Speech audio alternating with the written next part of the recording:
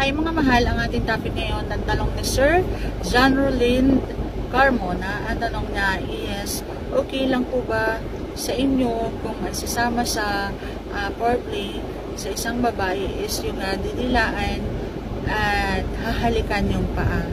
Okay?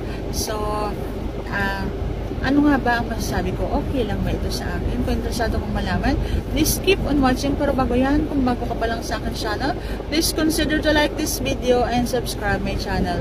Yes, okay na okay po. Kasama po talaga yan sa pagromansa, sa pag-foreplay sa isang babae. Yung isasama mo sa pagdila mo, sa paglalaro mo, ang mga parte ng kanyang katawan. Kasi ang pagdila guys, yung pagsipsip mo is mainit. Mainit yung dila mo, mainit yung hininga mo. Nakakadagdag ng ibog na nararamdaman yung isang babae. Kaya mas maganda talaga na isasama mo yung hindi niya maiisip na magagawa mo nang dahil sa pagmamahal sa kanya.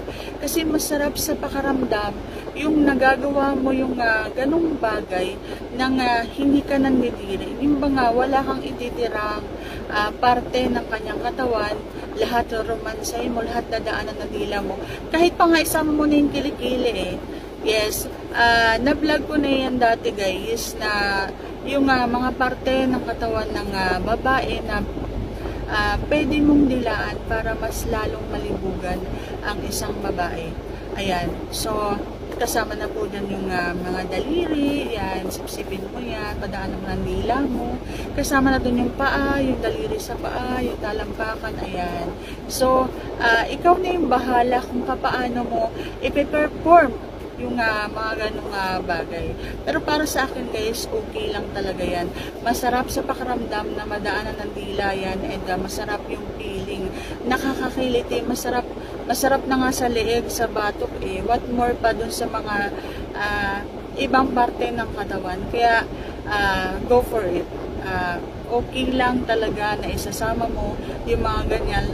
As long as kaya mo, as long as na hindi ka naman maduduwal dun sa harap niya, dapat ganun kapag nag-perform kayo, nagpo-foreplay kayo, kung anong ginagawa nyo sa parte ng katawan ng inyong partner, huwag kayong maduduwal.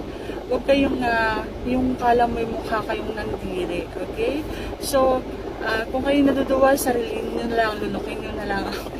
So, sa mga ganong eksena, pagka ganun ang nararamdaman ninyo na baliktad ng sikuran yung kada himod ninyo, kada sip-sip ninyo, so tigilan nyo na, ibahin nyo na lang yung style ng pagromansa ninyo para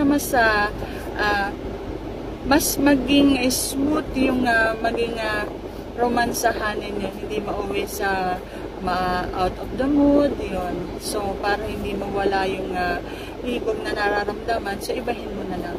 And kung halimbawa na mga matibay ang sikura mo, so go lang ng go kahit saan, kahit anong parte, sulok ng isang katawan ng isang babae, mas mahigiliti yan, didilaan mo at sisipsipin mo yung mga parte na yan. So masarap po yan sa mga babae.